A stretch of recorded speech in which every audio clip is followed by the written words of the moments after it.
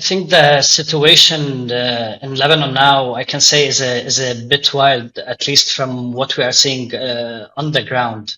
Daily assassinations for paramedics, journalists are being targeted, civilians on daily basis are being also killed. So, I mean, the least I can say about this, the situation in Lebanon today is wild.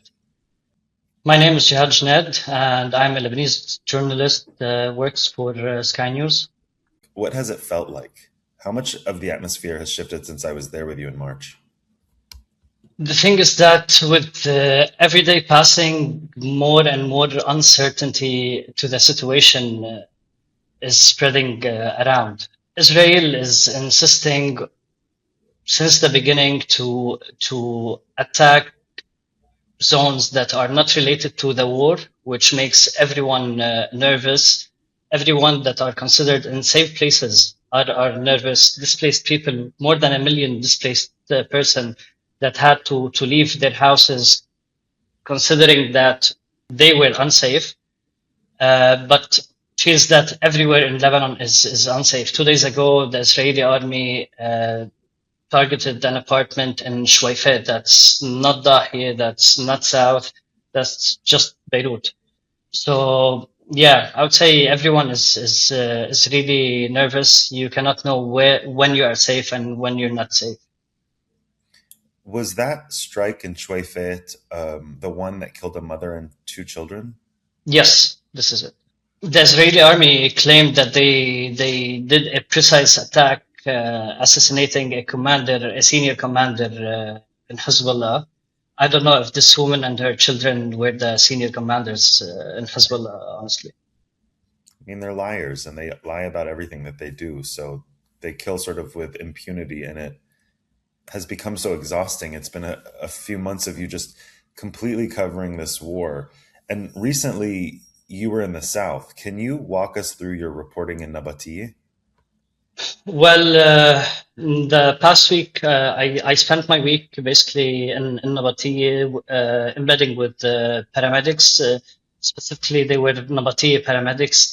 They already lost three of their members that were recently killed by Israel. A couple of weeks ago, Mahdi Abu Zaid, and maybe couple of months ago, Joud and Ali.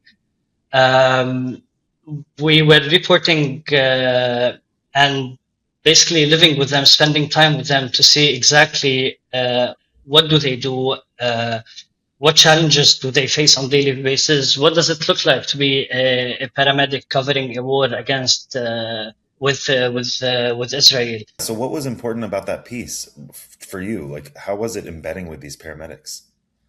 I think the importance of this piece comes on different levels. First of all, like the most important thing to me is humanizing these numbers. We're more than uh, more than 100 something paramedics have been medics have been killed since March in Lebanon. It's just like a number.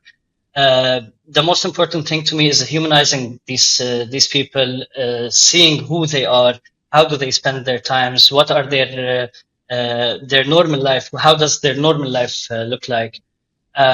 This is one. Second is to respond to the Israeli claims saying that these paramedics are whether transferring weapons or they are aligned with Hezbollah or whatever. Uh, Being with them shows the narrative from A to Z, shows the ambulances, shows the sites that the Israelis are claiming are Hezbollah targets. It just shows you the reality. You know, you're just there in everything happening from the moment the strike falls in front of you to how everything goes, reaching the Yeah. site and seeing who are these targets. Yeah, it just kills the narrative that the Israeli claims and shows that the challenges that these people are facing, and it tells who they are. I spent some time embedding with paramedics and first responders in Gaza. And what I really noticed in your piece was that like sort of getting, and we've talked about this before, just sitting with them, they're eating, they're living together, and then suddenly they're administering CPR on casualties. I think a lot of people here can't really fathom what the hell that is like. Can you kind of walk us through what the paramedics were about to you, and what they were going through psychologically, and just what were they like? Look, I'll tell you something. It's really hard to understand, especially when you're coming from a different background. It's really hard to understand, and I don't mean background, from a different context. It's really hard to understand why do these guys still do this. I mean, simply, these are their villages. What's being targeted is their houses, their villages, their neighborhoods, their memories, their neighbors, families, relatives. So they are part of these communities that are being destroyed in front of their eyes. So I think this is the major part. Even if they don't talk about it, but I was a paramedic myself for more than 10 years, and I know how does it feel. This is one.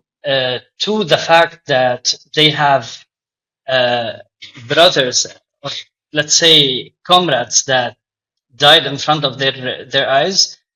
It's like, to them it's just like a duty. Like, if we had the chance to leave before, now for our comrades who died, we're not going to leave anymore. So it's their life now. Like, we met a paramedic in Nabati ambulances. He's a math teacher. Okay, and the guy literally is on his laptop, giving his classes online to his students in the center. And the moment he finishes his classes, he slaps the laptop right away to the ambulance. And this is his life now, from the ambulance to the laptop to his classes, and vice versa. They are all, there's a tattoo artist, there's an engineer, there's an IT, photographers, and now they are just taken apart from their teams, from their communities, and dealing with this. They're just regular guys that have different jobs, and now they're suddenly on the front lines. One thing that I think is really awful that we don't talk enough about are the double taps that happen. The ways that Israel will sort of strike and then strike again, making these paramedics a target themselves. Have there been has that happened recently? And how do you manage the logistics of like embedding with them? Like, how dangerous is that?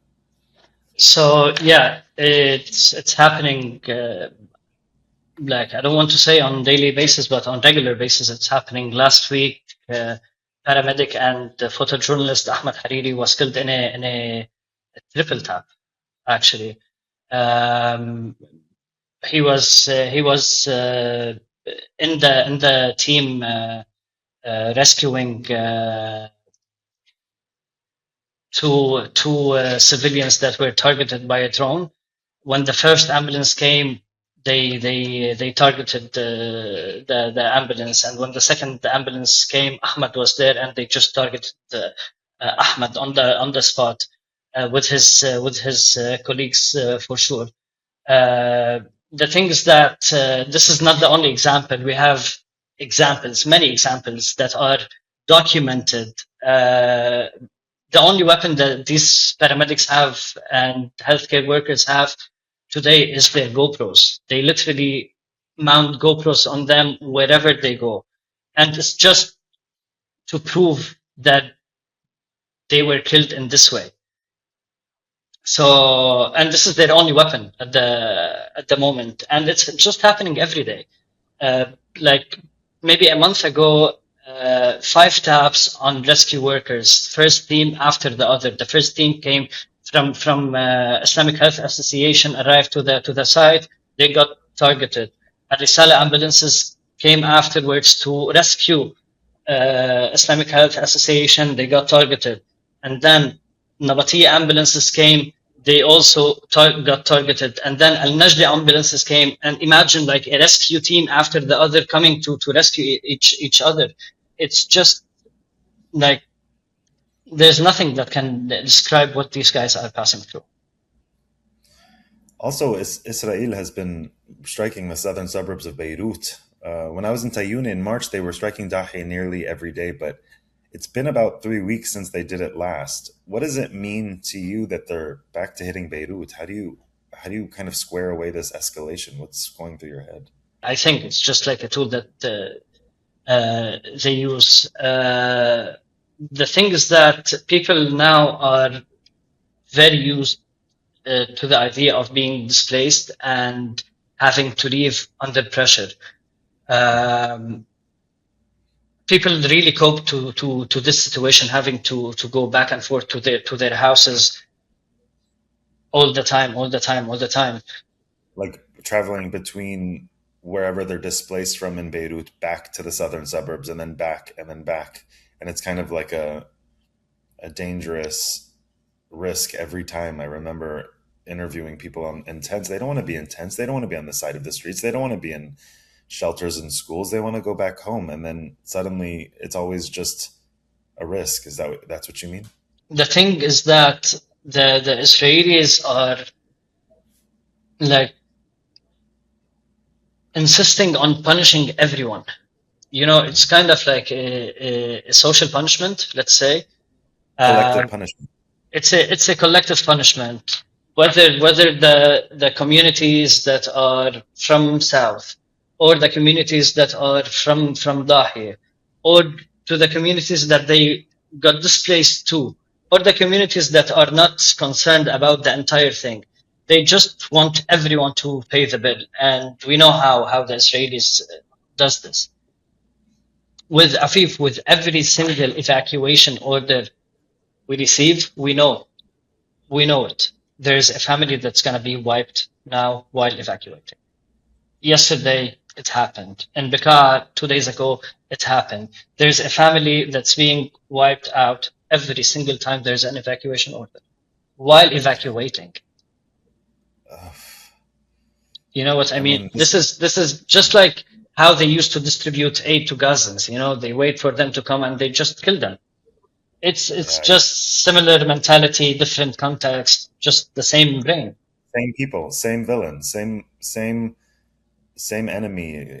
Israel has been doing that. I mean, they did that with the GHF in Gaza. I reported on that for The Intercept, where they distributed aid and used that distribution center as a place to shoot at people and kill them. Yeah. I mean, and that's not even mentioned. We've mentioned the south a little bit with Nabatieh, but Israel declared all areas south of Lebanon's Zahrani River combat zones. They struck Tir, Sur. What does that mean for civilians in those areas? Are people fleeing? Are they staying? You know, the Lebanese people, especially people coming from these communities who has history with their lands being stolen from them or occupied. You know how attached these people are to their lands and to their houses. So it's not easy for them to leave. Until the situation is really dangerous, you will still find people. You know, like in Nabati last week, when we're still at the moment that literally Nabati was being like massively bombed, missiles falling on Nabati all the time, there were still civilians that didn't leave. They tell you like, hey, I don't want to leave. This is my land. This is my house. I have nothing in my house, and it's my right to stay here. And I'm not gonna leave. I don't want to stay in a tent. I don't want to stay in a school. I want to stay in my land. That's it. You know, but unfortunately, the bill to this is being killed by Israel under the excuse of being the only army that give evacuation orders. More than 1 million people have been displaced for so long now. A big part of them have been displaced for 3 years now, since October 2023. These people are on the go all the time. They have their belongings ready with them all the time, even when they are back to their own houses, because they know that they will have to leave at some point. We're talking about communities, and as any community, there are children, kids, elders, sick people. It's just people, millions of people, more than a million, that are just on the go all the time, constantly on the time, on the go. And this is in the context, by the way, that where Lebanon and Israel, they agreed for a quote unquote ceasefire for 45 days, and that was just a couple of weeks ago. So, I mean, we know that ceasefires are like in name only. They are actually times when it feels like it's more dangerous than when it's wartime, because there's some semblance of safety, and then there is no safety. What do people say about ceasefires? Like, what's the history of this? Can you give us just like context? Look, for sure, people don't trust Israel and don't trust ceasefire agreements and with Israel, because simply Israel do not respect their own agreements and their deals. This is one. On the other side, uh, whoever was hopeful with the government or with diplomacy or with time also now is with less hope. So I think people are just stuck in the middle between two sides, that one side is not able to do anything, and the other side is just do not respect any kind of agreements or deals they do. So just people are literally lost in the middle and has trust with no one. Yeah, and now there's new talks. They happened this week, but as they were happening, like you said, Israel struck Shuaifet. What do you think Yeah, about, I mean, like, what? not only is Israel struck Shuaifat, sorry to cut you off here, but No, no, also please. at the same time, the Israeli Prime Minister was doing like a speech from the Lebanese borders at the Right. same time. So like this shows you what kind of mentality or what real intuitions they have towards these agreements or talks that they are doing.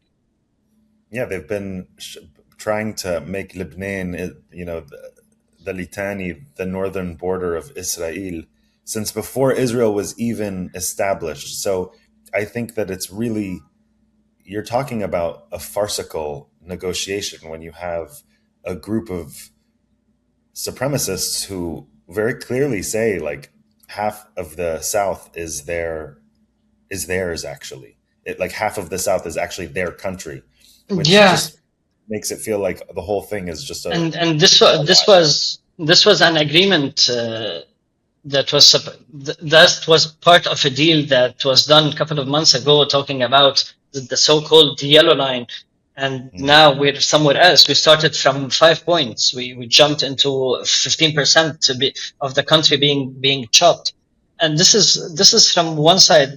Another side, they talk about they want the Lebanese army to take control and to make this zone clear of from Hezbollah. Why are they killing Lebanese army soldiers then? Today we have 3 soldiers killed by Israel drone attack. That's Couple of weeks insane. ago in Nabatea also, the base of the national security was targeted itself. 13 members of the national security were killed. Checkpoints in March, most of the Lebanese army checkpoints in south have been directly targeted by Israel. So And just to what? remind people who are listening, Israel and Lebanon are not at war. It's Lebanon and it's Israel who is claiming to be at war with Hezbollah. Of course, they're at war with civilians. They're at war with the soldiers. They're at war with everybody. But just to contextualize this for people listening, hitting soldiers, checkpoints, hitting these types of things are not within the scope of what Israel is trying to do. Israel has been trying to decapitate Hezbollah, and those are two different kinds of groups. Hezbollah is one group that is a non-state actor, and these soldiers are representing the Lebanese government, who are in negotiations with Israel and have ostensibly not been at war with Israel at all. Just sorry, I wanted to say that just to sort of make people who are listening who don't know about the inner and outer details of Lebanon more clear. But speaking about Hezbollah, then their military, the idea is that their military capacity has been severely degraded over the last year. But in some research, there has been whispers that they've been underground recalibrating, reorganizing, and then also while I was there, it felt like Hezbollah's support was it was cratering, it was low, and then April 8th happened, with those multiple attacks all over the country, where I even lost a friend's parents were killed on my street. And it felt like after that, people started looking at Hezbollah again with softness or sympathy or hope. What role is Hezbollah actually playing in this current escalation? How do people feel about them right now? Look, Hezbollah has been always the main discourse in this country, and Hezbollah's arms is the main discourse in this country, and it's really hard for the Lebanese people in particular to change and shift positions. But with the Israeli aggressions and daily crimes and going after each and every community, spreading their attacks all over the map, I would say things have kind of changed, at least in the moment of war. The thing is that Afif, people are really in they feel that they are really in an existential their existence is on the edge. There are memories that are being wiped. I mean, now if you take any drone footage from any clip that you find to any village in South, you cannot know anything from this village. It's entire history, you know.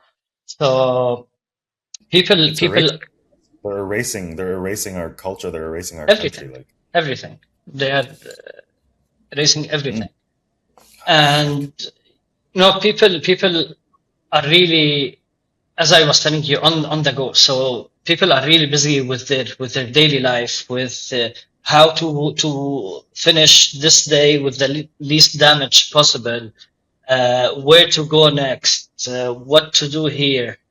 It's like when you're in a war, it's different. There are things that are happening now, and you have to react now. yeah. You know,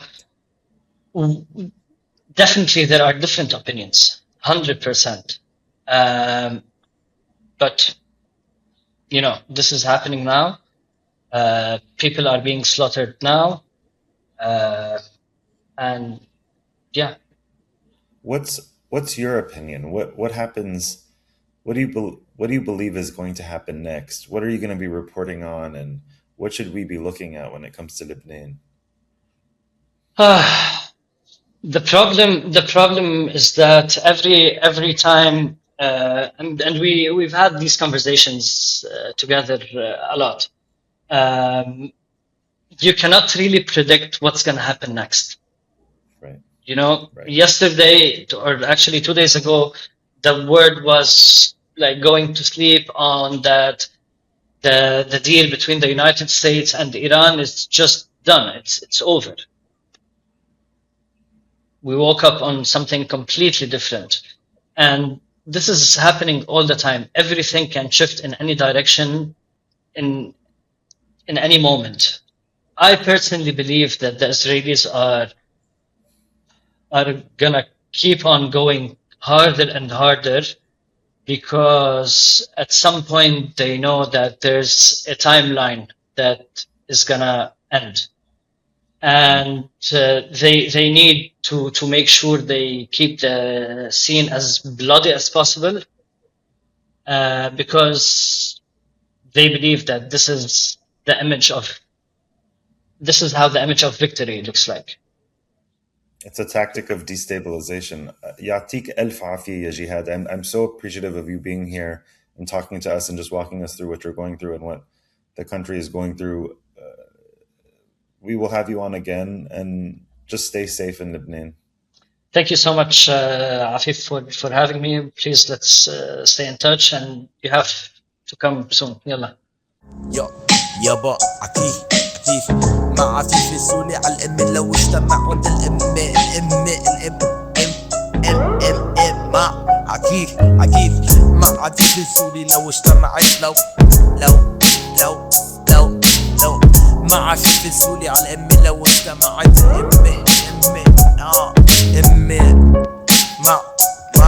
مع عفيف السوني على الام لو اجتمعت الام